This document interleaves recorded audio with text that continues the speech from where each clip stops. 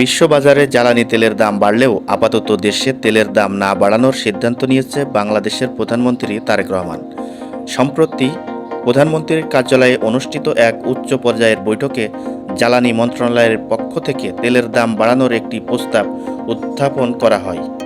তবে সেই প্রস্তাব সরাসরি নাকচ করে দেন প্রধানমন্ত্রী। সরকারি সূত্র জানায়, বর্তমান প্রতি লিটার ডিজেল বিক্রি সরকারের প্রায় 18 থেকে 20 টাকা পর্যন্ত লোকসান হচ্ছে।